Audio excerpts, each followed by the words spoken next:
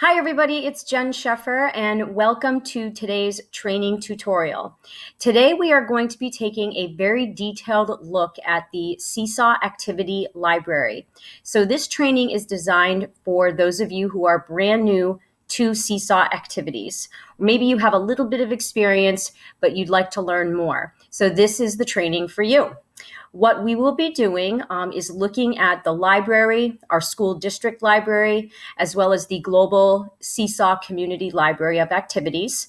You'll be learning how you can use or modify existing activities from the library. You'll learn how to share activities with colleagues.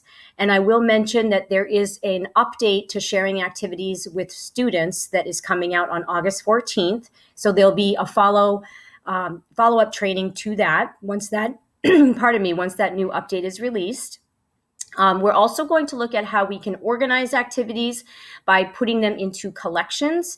And then last but not least, we will look at how we can create an activity from scratch. So with that being said, we're going to head over into our training class.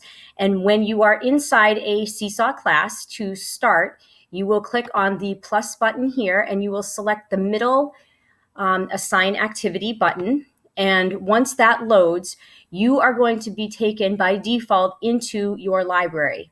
If you've never made a Seesaw activity before, or if you've never saved one from the school district or community library, your library will be empty. And so what you might just see here is just the create new activity button.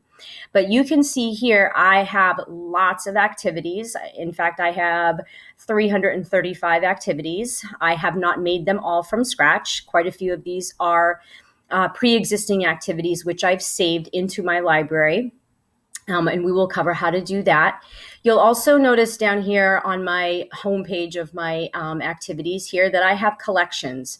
So I've created 11 different collections to organize activities by topic. So I've done back to school. I have computer science for second and third grade. I have a digital citizenship collection.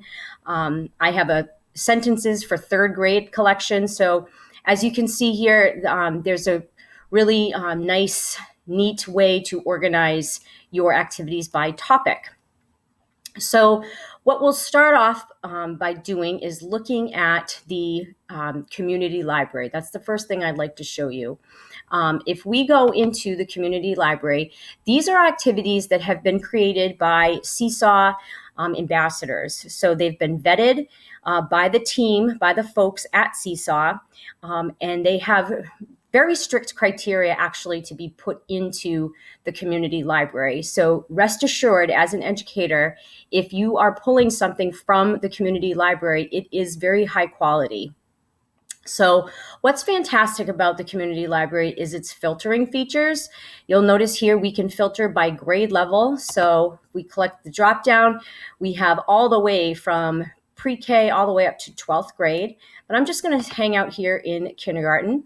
I can also filter my activities by subject area. And I know that as we enter the start of a new school year, the emphasis is really going to be placed on social emotional learning. So my suggestion and recommendation would be to start off doing just that, filtering some activities by social and emotional learning. And once you do that, you can see here that there are 757 activities that have been tagged under the social emotional learning topic or category for kindergarten. And what we can do to further filter activities is we could actually search by a keyword if we wanted to, if we had something really specific that we wanted to look at. It might even be something like responsive classroom or morning meeting. So feel free to search the library of activities by keyword. But I just want to point out that what you'll see here are the creator of the activity, the original author of the activity will be listed. And then you'll see a little heart with a number next to it. That number indicates the number of teachers globally who have added that particular activity into their personal library. So you can see that there are some extremely popular activities that really is a sign that it's something of very high quality. So if we want to look at, say, the emotion self-reflection activity, we can click on it, and we notice here that there is an example and there is a template for the students to do their activity. They can actually complete this template. We can also see who created the activity. It's this gentleman here. So if I click on his name, if I click on Andy's name, it actually says, as I mentioned, that he is a Seesaw ambassador. Only Seesaw ambassadors can have activities published in the community library. It gives a brief bio up here at the top, where he's from, what he teaches. It says how many activities he's published, how many teacher likes, and how many students have been reached by this particular educator. So you can also go through and sort of glance at all the other activities that this educator has created. So I'm going to go use my back button because I want to look at this activity in a little bit more detail. And I can see here when I click on the example, it's how am I feeling today? And it has the emojis. It's really basic, and I think this would be, it's highly visual, and I think this might be appropriate for my students, for my kindergarten students. Then I can look and see what the directions are. I have the add response button, tap add to begin this activity. So he's followed up with not only that visual cue, but also some written directions. He has the T for the label tool. He has the microphone, and he has the check mark reminding students to post their work. He also included audio instructions, so I can play and listen to his voice. Tap add to begin this activity. Select the label tool. Choose an emotion that shows how you feel. Drag it to the circle. Make it larger to fit. So I think this is fantastic because this teacher has also actually included those audio instructions reading the directions for the students on how to complete this activity. But it's his voice, so I'm going to show you how I could modify this activity and replace it with my voice because I want students to be most familiar with me. They're building a relationship with me, and that's important. So before we do that, before I show you how you can modify this activity, you'll notice that it has been tagged social emotional learning, social studies, and it's also designated for kindergarten, first and second grade. So I am going to, last but not least, click on the template, and this is what the students will do when they open this activity. They'll add the emoji to indicate how they are feeling today. So I'm going to just move my webcam slightly here. And if I decide, you know what, I like this activity, I want to add it to my library, the first step that you would do for all activities, if you want to move it into your library, is to select this heart here, right in the upper right-hand corner. So I'm going to click on the heart, and now you can see down here, I have a notification that it has been assigned to my class.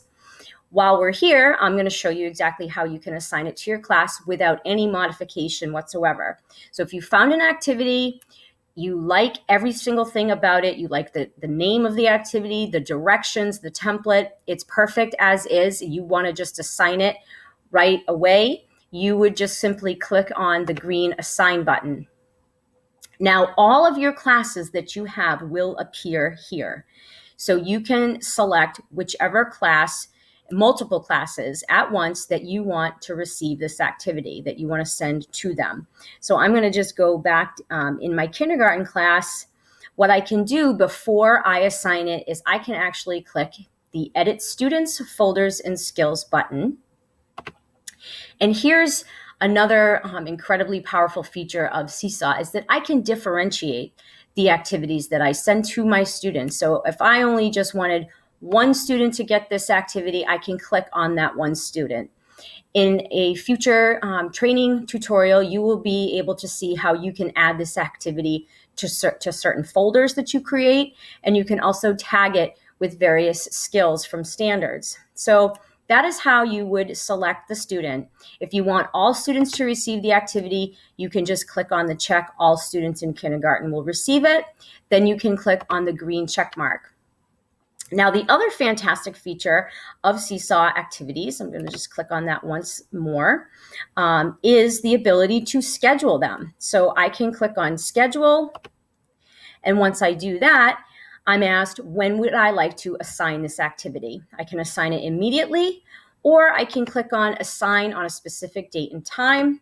If I click on that date, I have a calendar that appears, and I can designate exactly when I'd like them to receive it.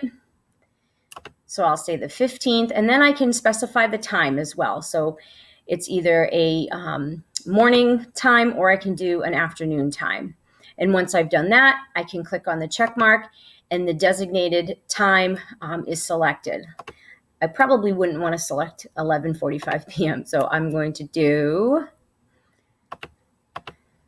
I'll do 9:45 a.m. There we go. So I'm going to click that check mark. So then I have the notification here that it is being assigned on September 15th, 2020 at 9:45 a.m. And then I can click on that, and it will assign it on that time. And then I can actually view the activity in the class, and I can take advantage of that sample student, demo student if I'd like, and I can actually see as students start to complete it, I can see how many students respond. I can see how many students are waiting for approval. When they turn it in, I'll actually have the opportunity to approve it right away, send it back with feedback, or delete it. Maybe they sent the wrong activity to me. And then I can see how many students have not responded and how many students have the activity in a draft form, because they are able to start activities and save them as drafts. So if I click on that, I will actually see down here in the left-hand side, the corner, you can see I have the sample student, and then I have my BPS EdTech training student. You will see little thumbnails for all of your students, and you will be able to see which students have submitted it, have a draft, haven't opened it, or have submitted it to you, have completed it, and they're waiting for your feedback. So that is a really nice visual feature for you as a teacher to see where your students are at with that activity. So I'm going to show you what you can do further in the activity feature here in Seesaw. If I click on those three dots, I can delete it. If I decided, you know what, I don't want my students to do it, but maybe, you know what, I want to actually edit this activity. So if I go back in, I'm going to show you how you would edit the activity. So once I save it into my library, I can click on those three dots and hit Edit Activity. So here's where I can do just that. I can rename it, and a name for your activity is required. I can add different instructions. Maybe I want the entire thing to be visual and I don't want any text whatsoever. I can delete all this text. And you'll notice here too, there is a colon before the word add and then a colon after the word add. Same with the word label, the colon before and the colon after. What those colons do, also with record and then with check, the colon before and after the word turns that word into the visual icon of all of the different directions that are in activities, and that list of icon shortcuts in activities will be added to this presentation, so you will have access to that when you want to create your own activities. You'll notice here also that I'm going to just move my webcam up a bit. You'll notice here are the audio instructions from that educator. So if you want to create your own voice instructions, you can hit the delete icon. It's going to delete that original teacher's voice, and you can click on Add Voice Instructions, click on the recording button to begin, and you can add your own voice to this activity. You also might like the attached template, but you might want to add something different, or maybe you want to add multiple pages. You like this initial template, but you just want to add to it. So when you click on Add Multimedia Instructions or Example, when you click on that, the Creative Canvas opens and you have access to all these tools so you can create something that's custom and unique. So I'm going to scroll down a bit here too. And if I wanted to revise or modify any part of the student template, I could do that as well. I can also edit who is actually receiving this activity by clicking edit here. And then if I click on more options, I can add some notes regarding this activity that are only visible to me as the teacher. So the students will not be able to see any of those teacher notes. They're only visible to you. So once I've made my changes and I'm satisfied with the new version of the activity, I can hit save, and it will save the activity. So I'm going to head back over into assign activity, and we're going to look at our school and district library. It's very similar in terms of its structure as what we just previously saw in the community library. So when I click on school and district, I can have the same, I have the same filtering abilities where I can filter by grade level and by topic. So once this opens to the school and district library, as I mentioned, I have kindergarten, and this is all subjects. So in our district library here in Burlington, we have 481 activities in kindergarten. So we want to definitely encourage sharing into the district library, because that collaborative piece is what makes Seesaw really powerful. So I just added a Hopes and Dreams 2020, 2021 activity, and I tagged it with kindergarten. So you'll notice I have the multimedia example. My name is here because I am a Seesaw ambassador, so I'm able to, now I could also submit this to the community library for Seesaw to review. It's not a guarantee they'll accept it. They will, like I said earlier, there's a certain list of criteria that they will check this activity against to make sure that it meets their standards. There's a template for the students to edit and put their responses on. And if you like this, again, you would heart it. It would go into your library. And now that we're here, let me show you when I click on those three buttons, the next thing we can do is share this activity. Oh, before I do that, I just want to point out too, if we look down here at the bottom, it says related activities from my school and district in kindergarten. So there's 5 more activities that are similar to this Hopes and Dreams one. So you can really delve deeply into our activity library within our district to find some really high quality materials for your students. You'll notice here, this is from Michelle Artizzoni. It's her virtual classroom that she created for her students at Francis Wyman. So there's a lot of great content in our library. But when you find something, if we want to share it with our colleagues, we're going to click on our 3 dots and we're going to click on Share Activity. And Share to Seesaw Library appears for me because I am a Seesaw ambassador. Anybody can apply to become a Seesaw ambassador. There are some criteria. If you are interested in that, please contact me and I can give you more information about that. But what you will definitely have in your dialog box here is Share to School and District Library. So when you click on Share, you can designate the grade levels to receive this activity. So you can check off the appropriate grade levels. You can also tag the activity with multiple subject areas.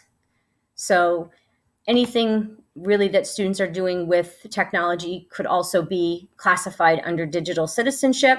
And I also tag this social emotional learning because we're developing a relationship with the kids and learning, what their hopes and dreams might be for the school year. And then it would be shared with Burlington Public Schools.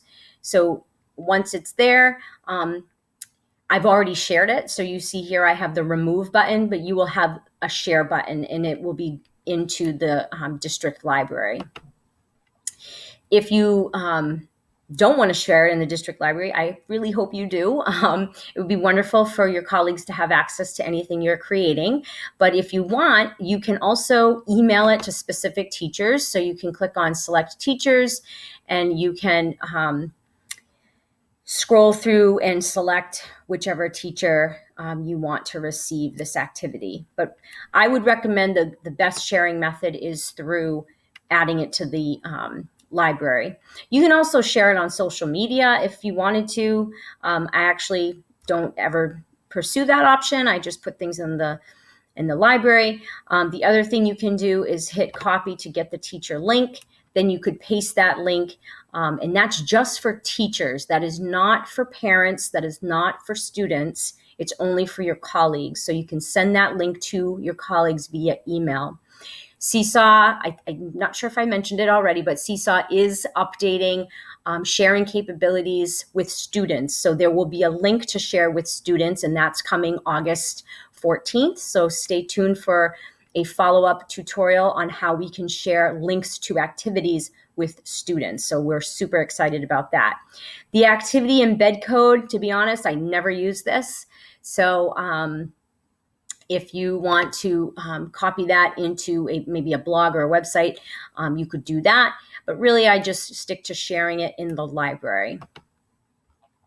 So that is how we would find an activity from the community or school library. That's how we would share it, how we modify activities. I'm hoping that you're looking at this, realizing that it is very user-friendly, because it is. So the more you use it, the easier it gets, and the more you realize, well, this is pretty quick and easy.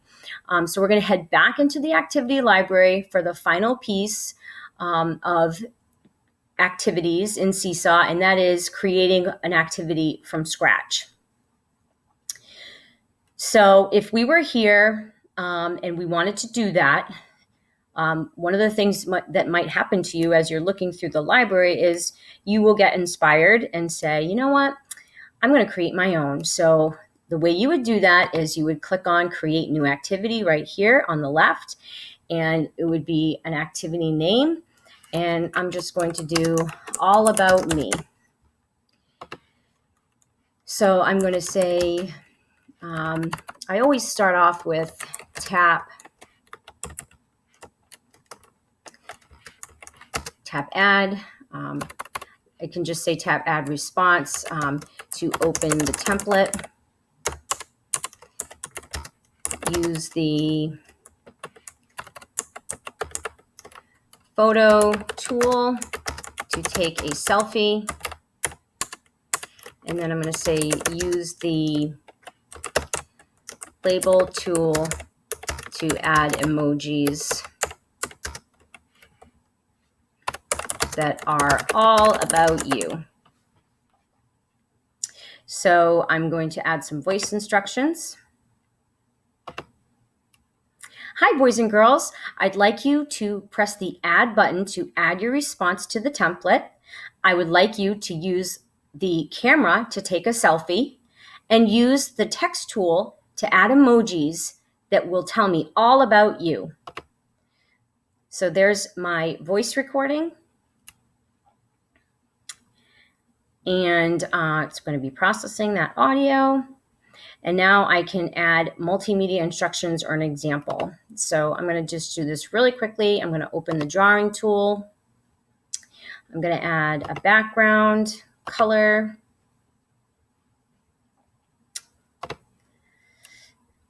And then I'm going to do a selfie.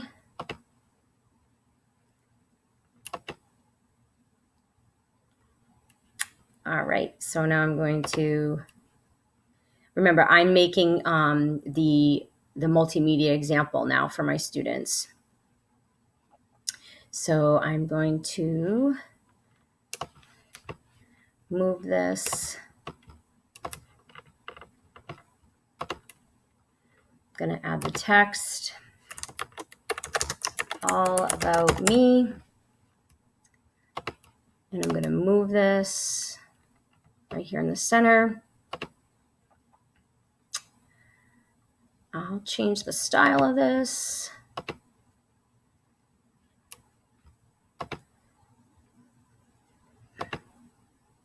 There we go. And I'm going to lock this, and I'm going to lock my photo. And now I can add, I'm going to add another square.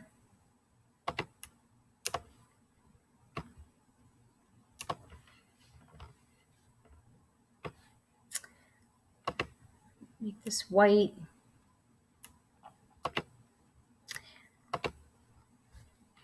I'm going to make this font color, I'm going to make this purple. I'm going to bring this over onto the square. Oops. Drag it over here. Food.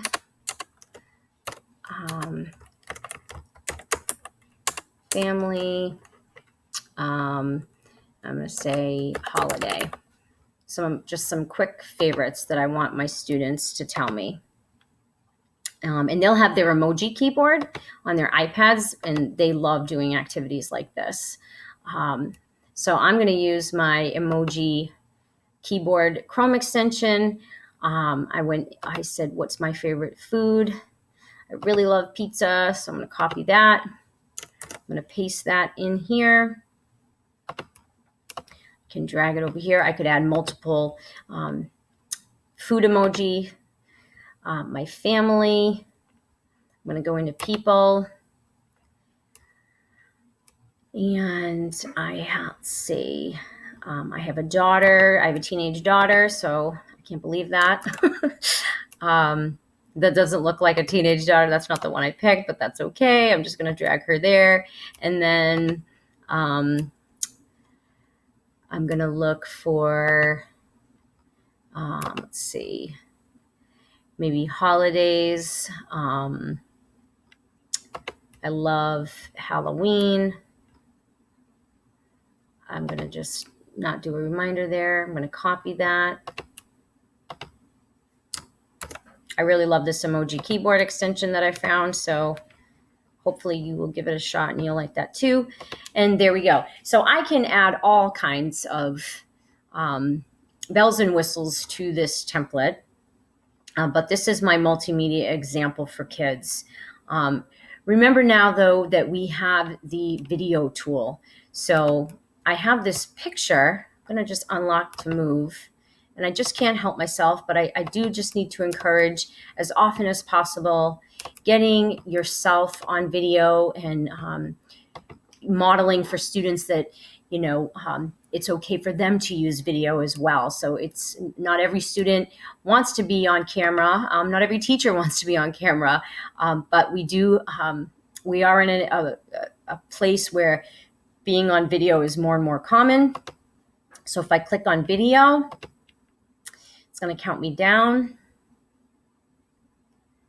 My favorite food is pizza, and one of my family members is my daughter, Carly. She is a teenager, and one of my favorite holidays is Halloween. So I'm showing, like I said, my students that it's okay to be on video. They're getting to know me. I'm going to get to know them, and I can resize that video, and I can put a shape behind it. I can do all kinds of things. So I could draw on my picture. I could make this really engaging and really spark, students' creativity as well. So if I'm satisfied with this template, I'm going to click on the check mark. Pardon me, this is the multimedia example. It's not the actual template. And then the students would add their responses here. So the template for the student responses would simply be the purple background. The purple background with the white text. I'm going to change that to all. all about me. I can format that. I'm going to drag this down. I'm going to format that really quick. With that same style, I use the comic and I use the no border. I'm going to move that up. And then it was the rounded square, the square with the rounded corners. I made this white.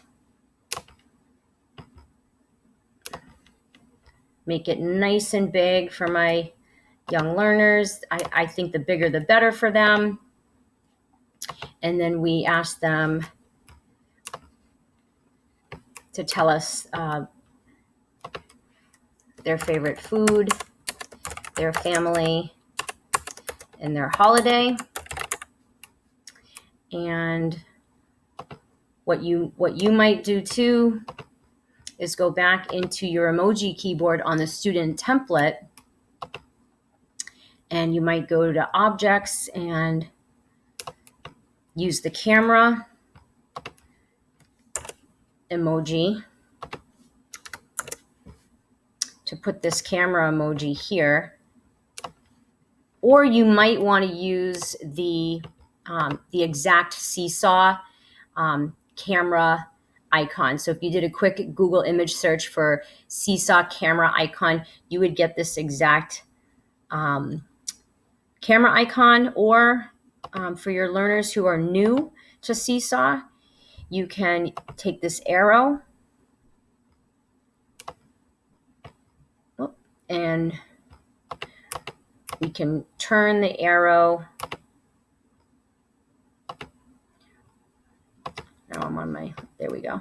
We can turn the arrow so that it points to the camera, reminding them to take a picture, put their picture here, or we could do the icon for a video camera.